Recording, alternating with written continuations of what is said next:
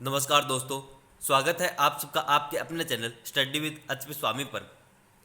दोस्तों आज का यह डिक्टेशन 80 शब्द प्रति मिनट स्टार्ट होगा 5 सेकंड बाद।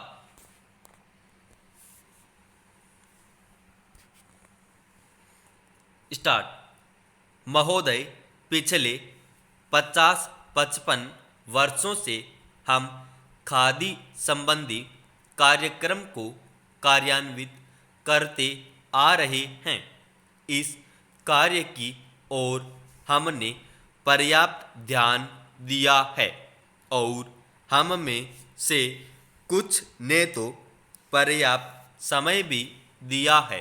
सबसे बड़ी कठिनाई मिल कंचने कपड़े से प्रतियोगिता की है। एक और कठिनाई यह भी है कि सदा इतनी खादी उपलब्ध नहीं होती जितनी कि उसकी मांग रहती है। खादी का आर्थिक आधार भारतीय जीवन संबंधी कुछ मौलिक तथ्य हैं।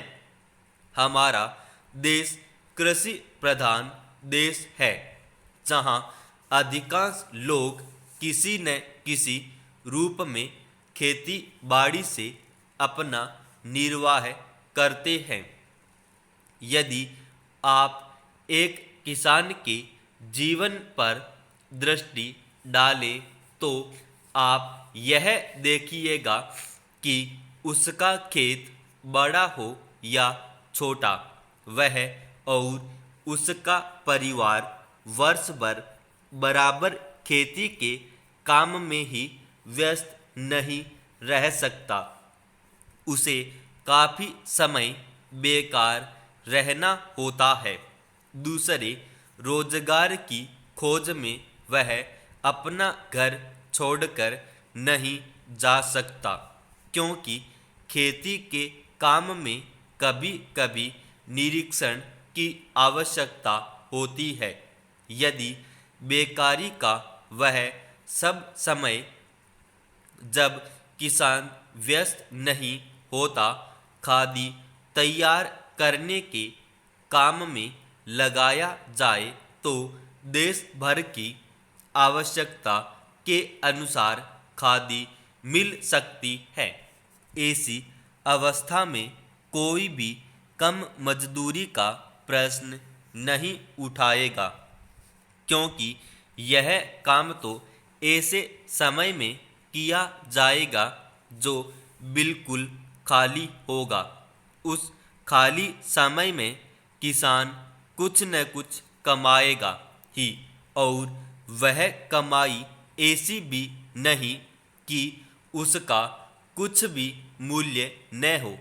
कम से कम वह अपने लिए तो इतना कपड़ा तैयार कर ही सकेगा जिससे उसको बाजार से न खरीदना पड़े।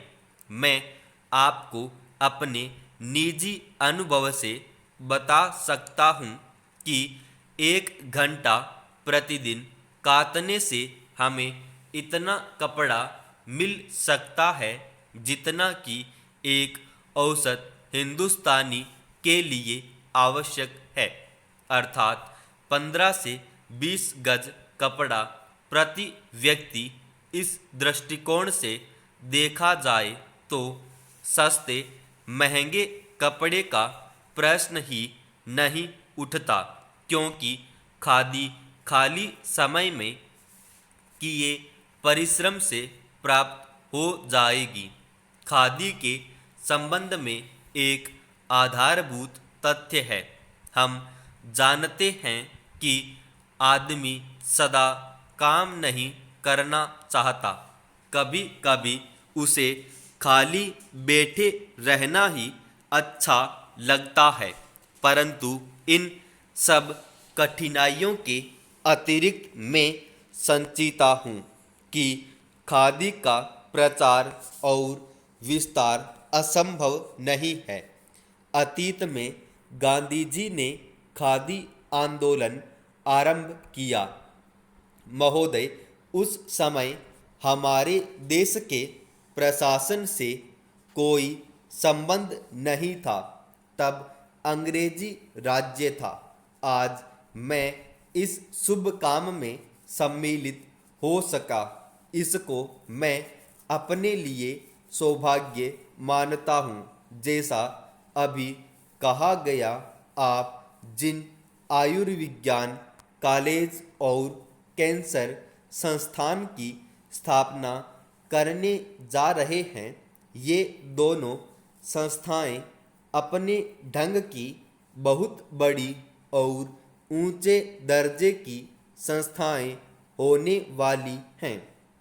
मैंने सुना है कि उनमें विभिन्न विभाग होंगे जिनमें विद्यार्थियों को ऊंचे प्रकार की शिक्षा मिलेगी और जहां अच्छे से अच्छे चिकित्सक रखे जाएंगे, जो शिक्षा देने के साथ साथ गरीब से गरीब का और बुरे से बुरे रोग की चिकित्सा भी किया करेंगे। सभी आयुर्विज्ञान कॉलेजों में यही स्थिति होती है कि जो वहाँ पढ़ाते हैं वे रोगियों को भी देखते हैं और वहाँ के विद्यार्थी भी पढ़ने के साथ साथ रोगियों को देखते हैं। इस प्रकार उनको साथ ही साथ व्यावहारिक ज्ञान भी मिलता जाता है।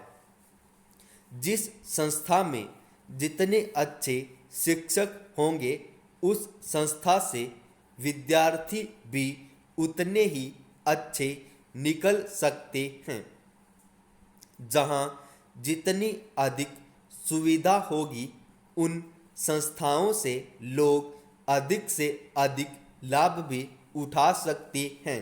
आजकल यह एक आश्चर्य की बात है, पर बात सही है कि संसार विज्ञान में बहुत प्रगति कर रहा है। विशेषकर औषध तथा चिकित्सा के संबंध में पिछले जो 2 युद्ध हुए, उनमें जहां एक और अधिक से अधिक घातक यंत्र तैयार हुए, वहां दूसरी ओर औषधियों के निर्माण में इतनी उन्नति हुई कि जो बहुत से रोग पहले असाध्य समझे जाते थे, वे अब नियंत्रण में आ गए हैं। इससे फल यह निकलता है कि विज्ञान की प्रगति में कोई दोष नहीं। इस प्रगति से जो जैसा लाभ उठाना चाहते हैं, उठा सकते हैं। यह मनुष्य पर निर्भर है कि वह उस विद्या से लाभ उठाए या उसे हानिकारक बनाए। यह आश्चर्य और दुख की बात है कि जहाँ एक ओर उस विज्ञान द्वारा आज इतने लोगों को भयंकर से भयंकर रोगों से मुक्ति मिल रही है, वहाँ उसी विज्ञान द्वारा लोगों का जीवन संकटमय हो गया है। हम चाहते हैं कि हमारे देश के वैज्ञानिक, चाहे वे विज्ञान के किसी भी क्षेत्र में काम करते हों, इस बात को सदा अपने ध्यान में रखें कि यदि विज्ञान का कुछ अर्थ हो सकता है तो वह सेवा होना चाहिए, न कि विनाश। तभी भावी प्रगति होगी। समाप्त।